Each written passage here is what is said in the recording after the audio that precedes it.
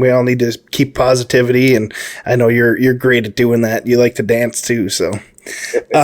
So, like as far as health wise, I guess what made you get into working out? Well, I was in a really, really dark place for a few years, and I could never remember if it was from Obese to Beast, uh, one of his videos, or if it was from Possible Pat, but I had heard the term I was existing. I was not living. And that was Oh, me. I was just in a, yeah. That's what I said when I heard it. I said, "Oh wow." dude, that Uh, hits deep, man. yeah. The simple words hit real deep. So I said to myself, I was like, "Dang, that's what's going on with me then." So, it took time. It took months and months of trying to figure out, okay, what can I do to start living and not existing? And not just existing, excuse me. So, time went on. Nothing I could do, nothing I could say to myself really helped at all. So, the depression just got further and further and further. And that's, and it was my medical issues, which one of the biggest ones is my severe pitted lymphedema from the waist down. And that's what really led the depression to kick in really hard. Yeah. Yeah, I have a little bit of that myself. I mean, it's not an extreme case, but I retain a lot of water and stuff in my legs. So I try to walk it off, man. Like it seems like the walking helps, even though it hurts. But they say no pain, no gain, right? Yeah, that's what they say. I don't know how true that is or not. So, like, what happened that I guess, you couldn't find the motivation? What got you motivated, and what got you, to that next step? I just wanted to be here for my sister. My sister's 10 years younger from me, and I just wanted to I want to witness her get married. I want to be the DJ at her wedding. I want to, be an awesome uncle to more than just a fur baby. If the day comes that she decides to have a child, I want to be here to take care of my mother and my father, just like the way they were here. They took care of me. Right. I feel like it's my due diligence. It's my job to help them in their time of need, like they were here to help me in my time of need. That's really heartfelt, dude. Thank you for that. Thank you. You're welcome. Now, I guess, I do believe like it's in that Snapchat thing, it said something about like somebody moved in with you and kind of helped you out. Could you talk a little about that a little bit? Yes, they actually, Trevor, the guy from Wave TV that had messaged me, he was absolutely amazing throughout this whole process. This all just came about Saturday night at 8 o'clock Eastern. Okay. Like I was on the phone with my best friend, and we were just chatting it up. And he had messaged me, or I started seeing all these Instagram notifications from Wave TV, and so I was giving him my story, and then he wanted some pictures or videos, and then it went live like Sunday, the very next day. Yeah, I watched it. So yeah, I appreciate that. Mm-hmm. So there was a couple things that were a little incorrect, but it wasn't, you know what I mean? It wasn't anything that I think made too much of a difference. Okay. And what I mean by that is at the end, I was living with my mother, my stepfather, my sister, and her boyfriend out in the St. Louis, Missouri area. And I was the one that had reached out to help for my father because I had, at the end of March 2019, I was getting, like I said, the depression was kicking in really bad. So I ended up calling an ambulance. I told my sister's boyfriend, I said, I'm going to call an ambulance because at the time I couldn't really fit into people's cars that easily. So I said, I don't feel comfortable right now. Like, I don't want to be here because when I was awake, I was having the suicidal tendencies. I was having the voices in my head to go, pop my pain pills, pop my Xanax that I had, and I was prescribed that. It was not anything that I was not prescribed, but I was taking them and I was abusing them because of the depression. I was wanting to end things. And so I said, you know what? Forget it. Let me just call the ambulance, because what I would do is I would try to sleep it off. And I'd be like, I don't want these thoughts coming through my head. I would go to sleep. Well, I'd go to sleep and I'd wake up and panic. Like, my heart was racing. I'd had sweat coming out. Like, I felt like I was all, covered in sweat. And what was happening is, as I was trying to fall asleep, when I'd shut my eyes, I'd immediately start getting those thoughts. Well, it can just end right here. Why don't we just end it right here? Well, what are you waiting for?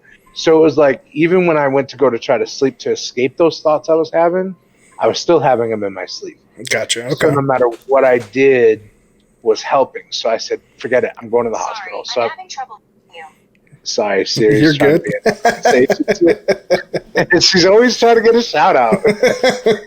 But so I long story short, they were like, oh, well, you're just fine. You're just depressed. So here, they prescribed me. I forgot what. I still to this day, I can't remember. But they prescribed me something for depression. And I tried it for like 2 or 3 days. Afterwards, I ended up calling another ambulance, went to another hospital out in St. Louis to get like a second opinion. Because basically what I was trying to do is I was trying to get admitted.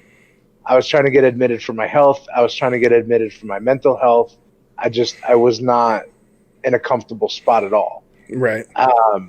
And so when they sent me home, that's saying they couldn't help me either. That's when I reached out to my father. I texted him and I said, I need help. I'm sorry to say this, but I don't want to live anymore. Like, I don't want to be here anymore. So he told me to get my stuff together. He'll be up there Wednesday.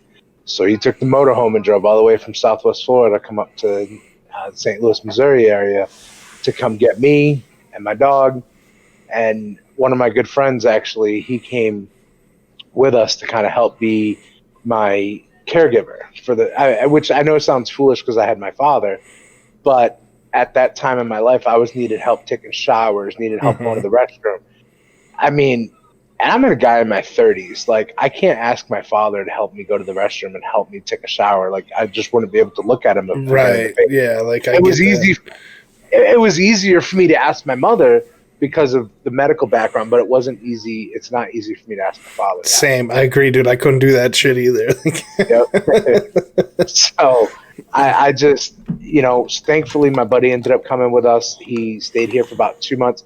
So kind of going back to what you were saying with the story, my father took me and my buddy Chauncey in.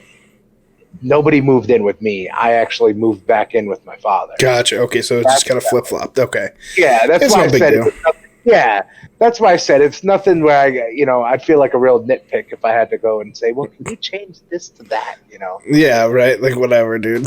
Yeah. So, but yeah, so my buddy Chauncey stayed here for about 2 months with us to kind of help me. Like, my father was making meals, but Chauncey was getting my drink. Like, I couldn't walk, as y'all probably saw in the videos. Like, I needed him help. I needed him to help me walk just from the living room to my bedroom. Yep. So he was a huge godsend for that, and I'm beyond grateful for him. I tell him every day, and that's and after those 2 months, I started being able to shower on my own, go to the restroom on my own. I was back to work, so I was like, all right, this is awesome. Day before he leaves, quick little side fact, day before he leaves, my father's like, well, since he's getting ready to leave, why don't you try to do things more on your own? I was like, all right. So I go take a shower. Boom! Bust my hump right on the bathroom floor. Oh, no. Oh, dude. And we have, the way our bathroom is you have the door that goes from the hallway to the bathroom, like the main bathroom door from the house. Yeah. But then there's also a door that goes from the lanai to the bathroom as well. So Chauncey's like in the room right next to the bathroom. So he heard, I'm a big dude. So when I fall, it was like, boom, So he ended up grabbing right by the door and he came to help me. And he's like, I'm not trying to paint a picture, y'all. I'm no Bob Ross here. But, man, it was a cool breeze, let me tell you. And I'm so embarrassed. I'm crying. I got tears coming down my face. I just hurt myself real bad. And I got dudes sitting on me like, bro, we're going to need your pops. And it was like early in the morning. I had to work. So my dad, he had heard my dad had heard us.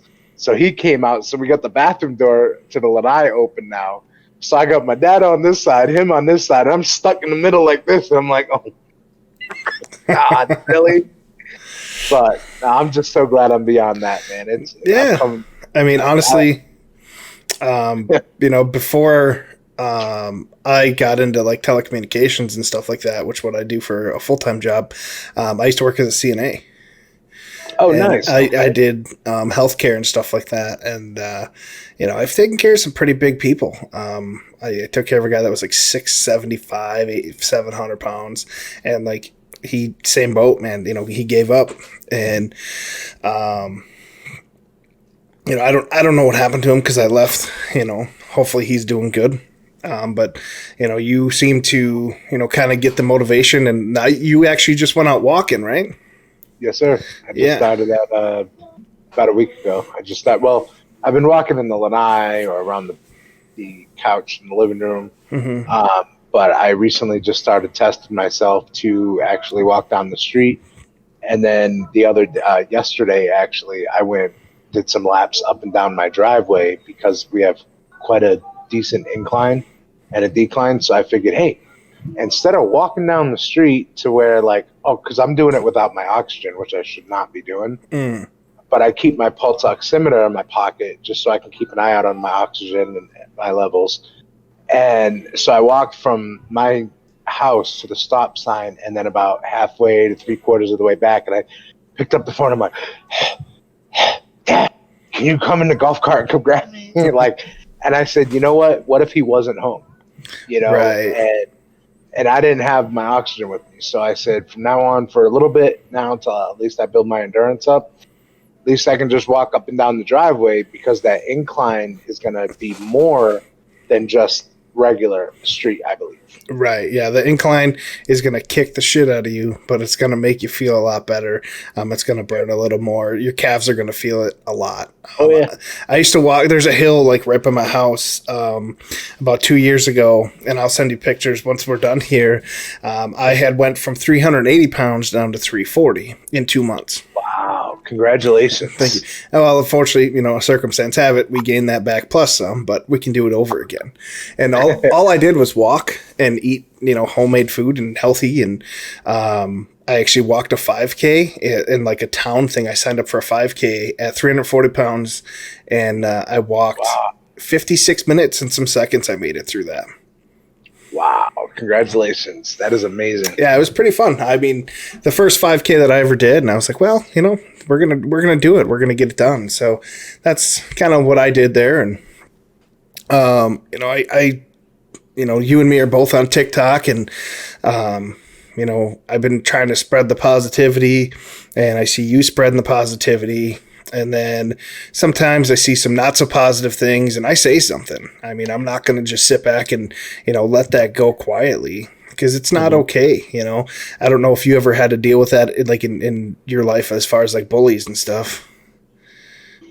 Very much so. I don't know if you had heard on another interview I'd done recently, but I happened to share the story where the house I'm living in now is the house I used to live in with my father when we had this house built in 2000. Well, he had it built when I was living here.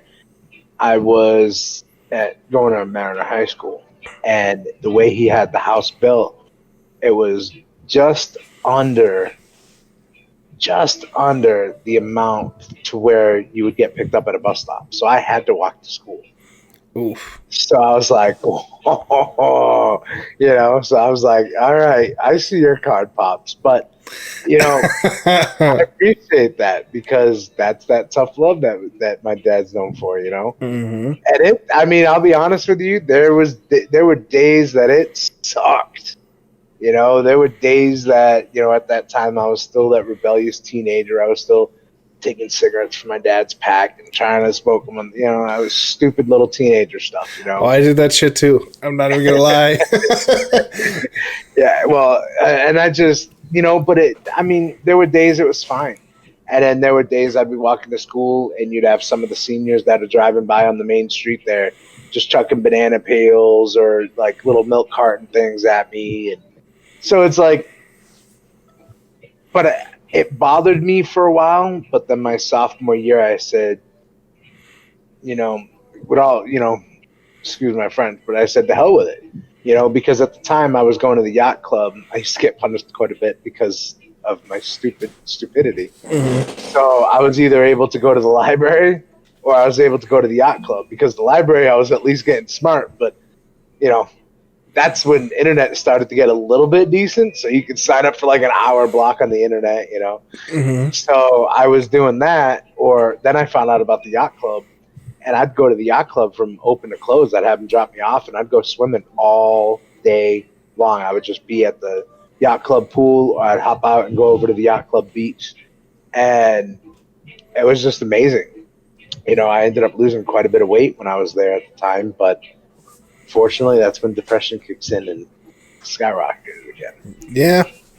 Yeah, I mean, we all seem to deal with that and stem from that. One thing that I like to discuss is, I don't know how you feel about the male depression is looked at in this world, but it's kind of shoved to the side and pushed under the rug.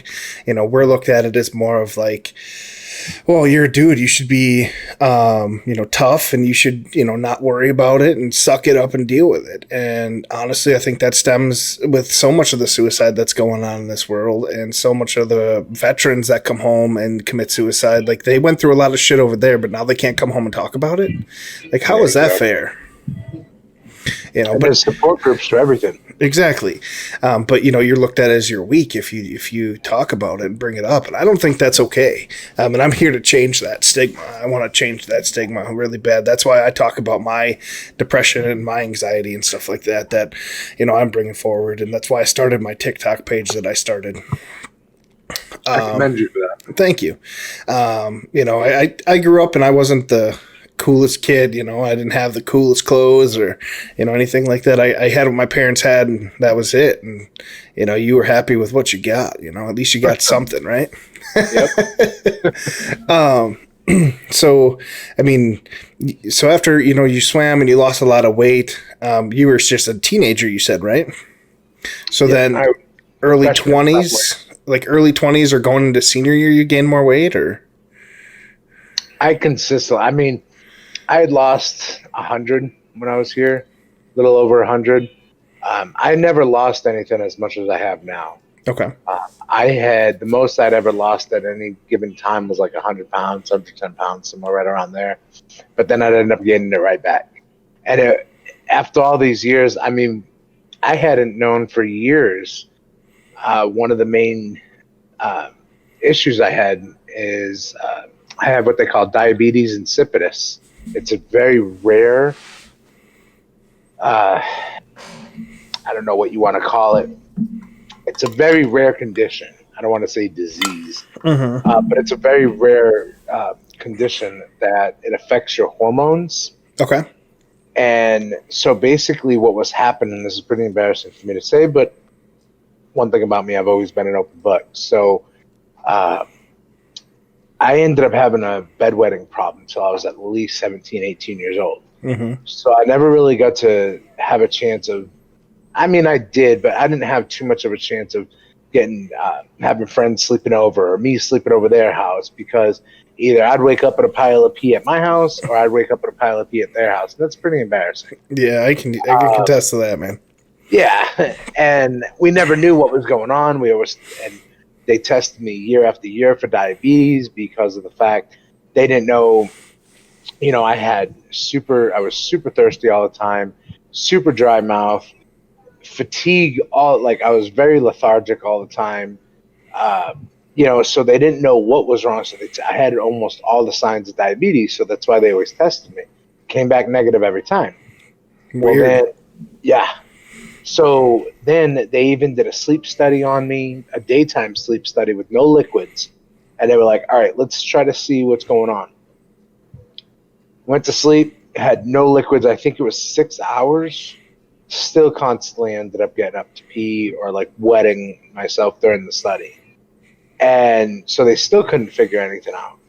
So years pass. We moved to Illinois. I see Dr. Stephen Pritchett in Muscuda, Illinois, and I swear that doctor changed my one of the main people that changed my life.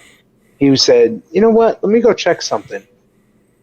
So he goes to his office. He goes, gets his book. He comes back here. He goes, "I'm almost positive you have diabetes insipidus, but I want to run some tests first." Yeah, a fat guy my size, and my depression, my jaw just. I hear diabetes, and then I just checked myself out. I was like, "Are you serious?" Like, dude, like I've never, still to this day, never had problems with my blood pressure, blood sugar, cholesterol. Like everything has always been normal for me. So I said, and before that, I just recently found out I had low testosterone because you're supposed to be in the hundreds. And I think when they first tested me, I was 19. Ooh. Yeah, my level was 19, not 19 years old. Yeah. So, of course, my buddies and one of my other best friends, Eli, he was like, "Oh, we always knew you were a little girl." So, thanks, friends. Yeah, I was like, that was always the running joke. I was like, jerk. My sister used to say it all the time too. So, anyways, so I started taking the testosterone. Well, then Dr. Pritchett told me about the diabetes insipidus. He ran some tests. Boom. I was diagnosed, and I'm still taking medicine for it now. Basically, what that is, God, I hope I remember correctly. Your kidneys, I always forget if it's your kidneys or liver. I think it's the kidneys. My kidneys didn't know when to shut off. So we thought I peed all the time because I drank all the time, but it was actually vice versa. I was drinking all the time because my body was basically dehydrating itself. My kidneys didn't know when to shut off. They were just flushing me out. Oof, that's dangerous. Yeah. So my doctor said if I hadn't drank as much as I did in all those years, I would have so many more health problems than what I do now. So my body was literally healing itself, and nobody had any idea. So I'm beyond grateful for God and for, I'm sorry to bring religion into it, but oh, you're good, I'm very grateful for God. I'm very grateful for my body for knowing what it was doing. It's like your car's like, hey, there's a ledge coming up, but you know what? I'm going to swerve to the left.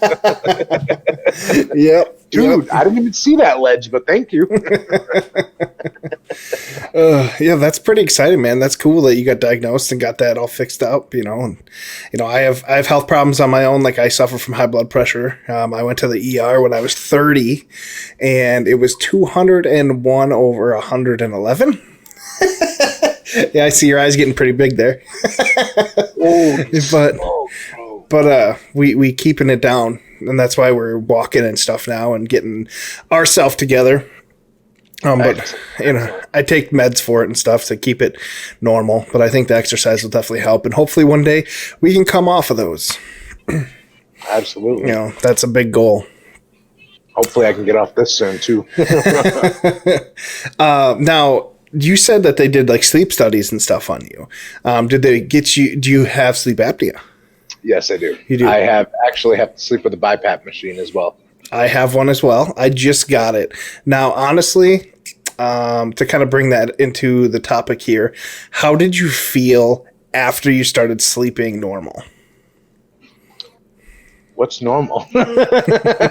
So, because you have sleep apnea, you were never used to getting a full night's rest. Like your brain is working, your mind is, going nuts before you had that CPAP or BiPAP or what have you. Now that you have that, you have to wear that at night.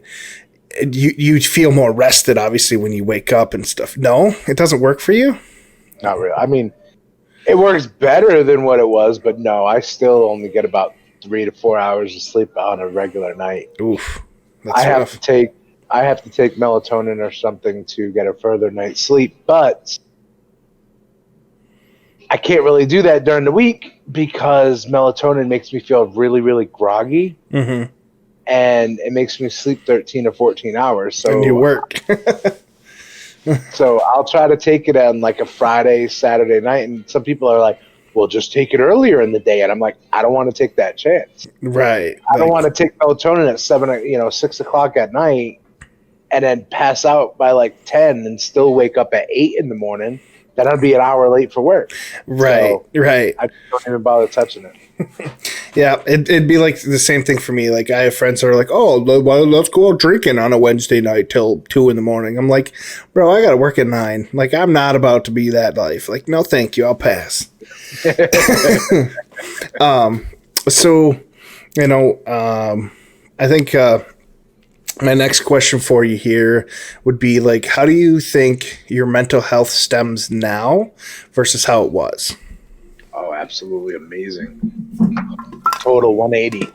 Total 180. Like, how did that get fixed? Was it just like the exercise, or was it meds, or? Honestly, it's something, some little keys that, no, I'm not on any meds for it at all. Okay. The keys that, not trying to sound like one of my mentors, DJ Khaled here, but my keys that I kept telling myself that actually worked for me. Mm-hmm. I know it sounds real textbook cliche, but I remained humble. I loved myself. I made myself love myself, because there were times that I always felt like I was a letdown because I never got, still 30 something years, I'll be 36 this month. I never, still haven't hit my goal weight yet. Mm-hmm. So a lot of times when I start feeling like a failure or whatnot, I decided to say, you know what? I shut those thoughts up and I love myself for who I am right now. That's the best thing to do. It is. And then the third thing I've been living by is tell someone you love them. Now, with TikTok, it's been getting a little scary now because I just started. I started one back in May because of a buddy of mine, but I didn't start documenting my weight loss journey on there until July 1st. So it's only been just over 2 months. And I went from just a couple hundred followers to over 42,000 now. Congratulations, man. Thank you. Thank you. So I get a lot of people that are like, I love you so much. You're so sexy. And I'm like, thanks. I appreciate it very much. Thank you very much. And I'll do some of the blushing faces because, man, with the way screen records are now, I'm not trying to give anybody any ideas, but the way phones and technologies are right nowadays, all you have to, what would happen if something does happen and somebody records me saying, I love you. And they go ahead and say, oh, well, you just told my 12-year-old daughter that you love them. And it's recorded on a screen record here, Mm-hmm. And it's like, I hear you, man. It's CYA. Yeah, exactly. CYA. I definitely get it. I mean, nowadays you don't know. You don't know what's going to happen. And it's a scary world out there. We have a lot of stuff going on. We do. And it's in all aspects of the world. But I think the most important thing to deal with is mental health at this time. I mean, that's going to fix a lot of people, make a lot of people better. I agree. And you had said self-love, and I think that's very important to do. I mean, if you can't love yourself, how are you supposed to love other people? Yep, exactly. How are you supposed to have friends? How are you supposed to have, a family, or anything like that? Because if you don't love yourself, like, you're just going to sit there and be like, I suck, and yep. It's a different world when you love yourself, honestly. I just learned this recently. It is. And that actually, just to go right off that led me to my last key that I always, try to live by now, is take one day at a time, mm-hmm. which is my most important rule. Because once you love yourself, once you have that joy of, man, you look yourself in the mirror and you're like, I do look good. I do love myself. Yes. And then, like, with me working from home, I'll even squirt some cologne on. I'll put the jewelry on sometimes just so I feel good about myself. Yep. I'm like, thank you for calling. How may I help you today? And you talk to them while you're smiling. That's one thing I always learned. Smile while you dial. Exactly, because they can hear your smile in their voice. Yeah, they can. Your voice. So I figure it's when, I don't know if this is bad to say or not, so hopefully your guy can edit it, but I like to tell people, make sure you start your day with waking up and pissing excellence. Oh, yeah. I mean, that's from a movie, isn't it? Isn't it? I can't remember what movie it's from. Oh, it's Talladega Nights. Is it? Yeah. Yeah. Okay. Yep. Well, thank you, because I could never remember where I got that from. And, and it's just, I tell my buddy and I talk to him every day. I'm like, hey, did you piss excellence today? I did. You better have, And that's the thing. I mean, I can tell those are just things that's why when people come to me for advice or whatnot, I always try to tell them, I'm not one to say, hey, this diet works, this program works, this doesn't work. Everybody's body's different. That's what makes us so unique and so fun and different and entertaining. And at the same time, the only thing I will ever tell you is take one day at a time and literally try to do a little bit more each day than the day that try to do each more day after day. Yeah, I understand. So try to do a little more than you did the day before, pretty much. Right. And I mean, that's how I started back when I lost that 40 pounds in 2 months. I would go a half mile and then come home. And then, 2 days later, I'd increase it to a mile and, slowly, got there. And it's an uphill battle, man. Weight loss is a long journey, dude. And I mean, how much weight have you lost since you've been on your journey, since you got created your TikTok and put your journey out there? Well, I've been keeping track. My father Nice. actually has told me, because doctors will tell you all the time, oh, you don't want to weigh yourself, but once a week, or, everybody says something different. Mm-hmm. My father was, especially with lymphedema, I didn't want to weigh myself all the time because the fluid just is completely different. Yep. So my father's like, no. He's like, start weighing yourself every 2 days and keep track of it. So what I do is I have an Excel sheet. I know you can't really see it on the camera. That's awesome. I have an Excel sheet, and it says date, weigh-in, and total loss. So, and I started that on April 9th of 2019, so last year. Mm-hmm. And my scale that goes up to 700 pounds, it wasn't weighing me at all when we first got here at the end of March. So April 9th is when I got my first weigh-in, which was 706.4. Wow. And as of, like I said, I weigh every 2 days. So my lowest I've been was August 31st was 519.4. Nice job. For a total of 187. But this morning I was 523.4. So I'm a total of 183. So I'm only 4 pounds from where I was. And that's a fluctuate, though. I mean, your fluid you take in, water weight, stuff like that. And no matter what, you're going to fluctuate. They say, 3 to 5 pounds a day, roughly. And with lymphedema, maybe a little more. But, that is awesome, dude. You have put some work in and killed it. And like I said, I'm going to be getting you that shirt personally for me. That's coming. That's coming. I'm ordering it Thursday. I appreciate that, man. Thank you so much. You're welcome. Because, we talked about it before the show started that, my big motto is, no quit. So we're going to put that on there and we're going to say #no quit. And I'm going to send that out to you in Florida there. And, you can wear it when you're working out to kind of, motivate yourself to, push a little more. Thank you. You're welcome, man. I want to see you follow through this journey. And, I want to see you one day being 250. That's my goal. Get on the beach. Goal. We're going to get you on the beach. There's nude beaches in Florida. I don't know, but no, my main thing is when I go, the day I wake up, Brian, I'm telling you, the day I wake up and I look down and I see it says, my scale actually speaks in Spanish. Oh, that's cool. Awesome. Well, back home, I got it from Destination XL. Love them. I think every big guy shops there. But anyways, so back home, there was a few other people that lived with us. My sister, my mother, my stepfather, her boyfriend. So I said, it's nobody else's business what I weigh. I don't even want to know what I weigh, but I got to try to check. So instead of it being in English, I found out I could change it to Spanish. So I said, all right, so when you go and hit the thing, it says "Hola."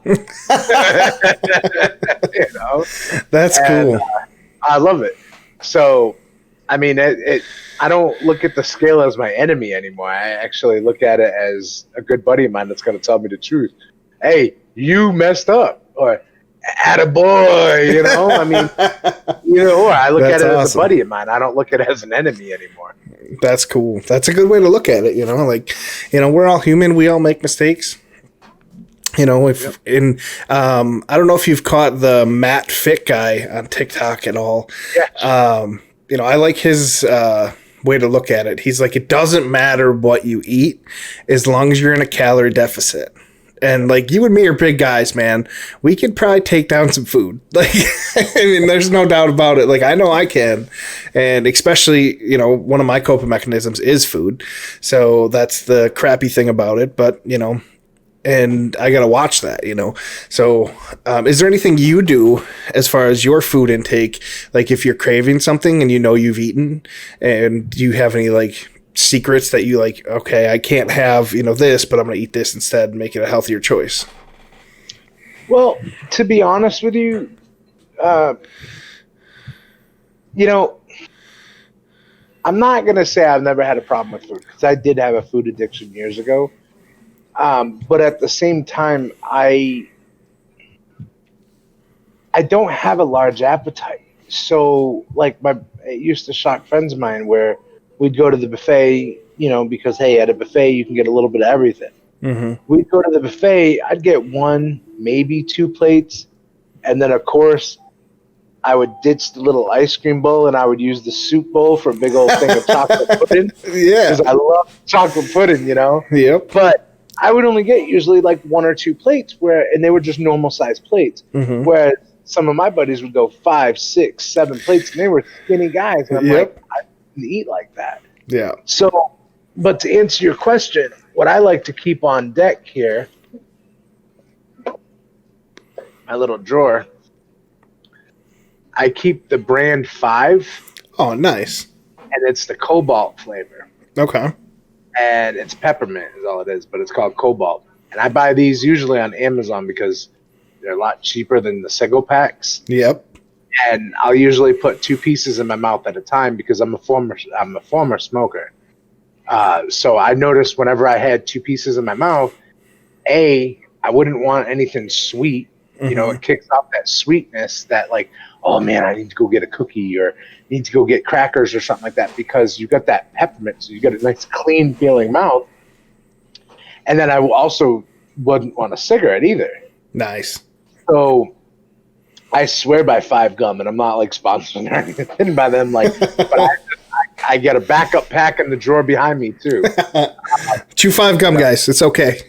Chew 5 Gum. But yeah, that's usually what I'll do. Like, if I don't want to snack, especially working from home, instead of snacking while you're just sitting there at the desk, I'll pop a couple pieces in, and usually curbs my appetite quite well. That's good. That's a nice thing. Like, I ate dinner tonight. I shared with you what I had and stuff like that. And I try to make healthier choices, like swapping out like the sour cream for the Greek yogurt. And, the Greek yogurt has way less fat in it than sour cream does. And, and of course I'm from Wisconsin though. So cheese is a weakness. Like cheese to me is like gold, man. Like you'd give me anything and I'll just put it down. But like my go-to snack is sugar-free popsicles. Because they're super low in calorie. Oh, yeah. and they're sugar-free. And I always get the grape, cherry, and orange kind. Like the ones probably since we were a kid, they've always been making them. It's just the Popsicle brand. Yeah. And I found out that they make like, they make them in sugar-free. I've tried other ones. They have like Outshine bars, and they have Outshine's amazing. See, I don't like them. There's no sugar added, but there's still sugar in them, and I'm like, ugh. I've tried a few. I think the grape Outshine one was my favorite, but I was like, I can't find it anywhere, so I was like, I'll just stick with my sugar-free popsicles. I like the strawberry Outside, man. Oh my god. Oh my gosh, those are amazing. But no, I'm with you actually, because my little weakness that I do at night, Italian ice. Oh man, perfect little treat at night. And I mean, like I said, but full disclosure, I almost didn't even mention that, but you said popsicles, and that's frozen treats like that to me. Mm-hmm. Used to be ice cream, but ice cream's not so much anymore. But like your popsicles, your Italian ice, things like the frozen sweet treats like that, those are the things I would prefer rather than munching on cookies and cakes and pies and all. Yeah, I'm not I'm not like where people are like, oh, I love you like a fat kid loves cake.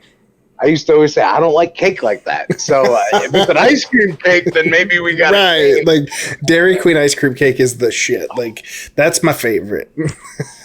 The year I turned 30, my wife bought me a huge ice cream cake, and like half the people ate it. So I ended up taking like this whole cake home. I'm like, son of a gun. Hey, I don't know if you do repeat episodes, but I'm not going to be able to do a repeat episode, man. I literally hear myself gaining 10 pounds. Right. So, I mean, I've asked you a few questions. You know, we got probably about 20 minutes left of the show here. Is there anything you have for me that you want to, ask me at all? How did you get involved in telecommunications like you had mentioned earlier? I was in healthcare and as a CNA, and my brother-in-law actually worked for the company that I work for, which I'm not going to mention for full disclosure reasons. And I enjoy my job. Like I got into it and I was like, this is awesome. I help people on a daily basis. Granted, it's not physical help, but it's an exhausting mental game. Like you're in customer service on the phone. It's a mental game. And I used to give my wife a hard time because she's always been in like finances and stuff. And I'd be like, how are you tired when you get home? But I never had that mental job. I always had the physical labor of being a CNA, or I worked in the factory and stuff like that. And when I got this job, I would come home and I would nap for like an hour. And it's like, I'm over this. But yep. I got really good at it. Plus I like to talk a lot. So, I'm a big talker, so it works out in my favor. So that put me in telecommunications, and then telecommunications brought me into streaming, and then streaming brought me recently into YouTube, and then from there brought me to TikTok, and I've been growing my TikTok and sharing my story as well. Which will be for another episode of The Lighter Side, where my partner will interview me when he's available. But yeah, that's pretty much how I got to telecommunications. It was just kind of like, hey, I'm going to apply for this job and see if I like it. And it turned out to be the best thing I ever did. That's awesome. Thank you for sharing that. Yeah. So as far as like your TikTok and like stuff like that, your social media accounts, I see today, which is super exciting, that, who was it that shared your Twitter or commented on your Twitter post? T-Pain. Okay. Oh, man. T-Pain actually commented on my post. I couldn't believe it. I was like, are you serious? and I'll tell you, if we got a moment. Yeah, we got about 15. You're good. Awesome. Quick little backstory, okay? There's a few people in my life, celebrity-wise, that like everybody's got their, their top 5 that they're dying to meet. Mm-hmm. I believe so, at least. And T-Pain is definitely within my top 5. I have more like a top 10, but he's definitely within my top 3. Him and DJ Khaled both. And so anyways, I ended up going ahead and this was take you back to December of 2018. Okay. I was in Illinois, right outside St. Louis, Missouri. And his album was coming out, and his new single had just hit #1UP. And I'm sorry, the name of the tour was the #1UP tour, and his new single was That's Yo Money. So he was like, comment down below. I'm gonna pick a couple winners to a couple of my fans to try to help out, make their holidays very special. This was right around Christmas time. So I went ahead and they said, comment 2 people you're going to tag, 2 people you're going to be spending the holidays with, and mention one thing that you want for the holidays. And I said, all right. So I tagged my sister, I tagged her boyfriend, said I'm going to be spending the holidays with them. And I said, to be honest with you, there's not too much that I really want except a fit bench from @FitBench. And I had mentioned them in my post. They not only, and I at this time I was so excited because I had literally had a really good check at work, and I saw he was coming to town in March of 2019 to Pop's concert venue. So I was all excited. I was like, oh man, this is awesome. I'm going to get it. And I had a good check to where I bought the VIP pass. Oh, So it that's was going to super be cool. it was going to be a picture taken, all that. I was like, and a laminate and a what was it? I was like 300 and something bucks, and it was like a special T-Pain experience. And I was Mm-hmm. like, what? All right, cool. So I went ahead and I did it. Well, again, I was, me with me battling depression, I'm not truly a depressed guy, Mm-hmm. but I had my moments and some with because of my medical issues, and when I would think about it sometimes that's when it would get the best of me, and that's when I would just kind of be a completely different person, but still try to be as happy as I can to throw up that facade. But at this point, it was like, oh yeah, not even thinking, hey, dummy, you're not going to be able to really be that comfortable. You're not going to have anywhere to really sit. You're going to have to stand most of the time. You're going to have to stand in that long line. So it's like you don't even think all these things through. It's like, dude, I want to meet him. I don't care if I just go there, meet him for the meet and greet, and then leave. Like, I want to meet him. And you don't think about things. I wasn't thinking about things like that at the time. But anyways, so I was all excited. And then to top it off, Fitbench saw my comment and actually replied back to me. Oh, that's cool. So, yeah, so I'm like, oh man, and I had found out about them like a month or two before, and how it's like a perfect at-home workout solution and this and that. So they were like, reach out to us, da da da da. So I sent them an email, and that was at the end of 2018. We're still in communication today. Oh, that's Me, super cool. the owner / CEO, the global marketing coordinator, and even one of their other I think it's marketing person as well. I can't remember. I'm sorry. Oh, you're good. But yeah, they went ahead just to show me more support. They went ahead and sent me a hat, a couple stickers, and a little handwritten card just to thanking me for being such a supporter of theirs. They went ahead and put me on their website. And I mean, I'm just because most of the people that do buy fit benches are studios, like gyms and things like Mm-hmm. that. I'm a homeowner, not a homeowner, but like a home fitness bench owner. Right. And they, and I absolutely love their support. That's why I try to support them anytime I can. Plus, I Gotcha. think the hat looks really good on me. That looks good. Like, I like the little logo. I was wondering what that is. I was like, that's not FUBU. Like, No. Want to see what the bench looks like? sure, yeah, we'll show that. All right. And you'll see that Mexican scale on the top. Okay.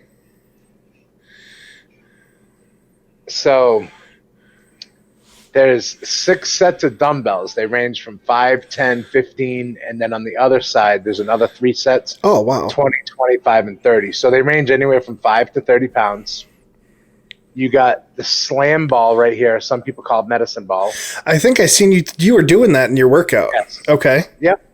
The kettlebells that y'all see me do in some of the videos, there's 2 kettlebells on that side, like where the slam ball is over here. Okay.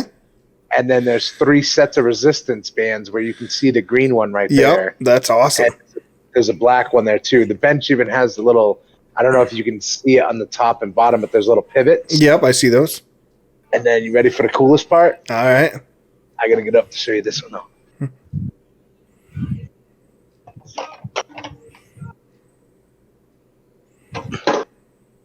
The bench actually lifts.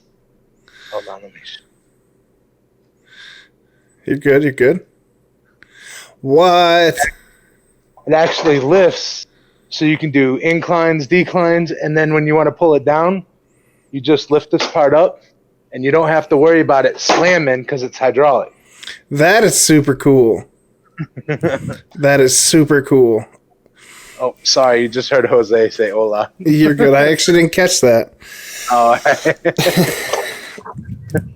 Well, I'm very happy that they worked with you and got you that bench here. And then T-Pain, did you get to meet him at all? no, I didn't, and they didn't send me the bench for free. They gave me a really good coupon Nice. Okay. to help save on the bench, which I appreciate that because spending that money made me want to use it more. You know what I Right. mean? Yep.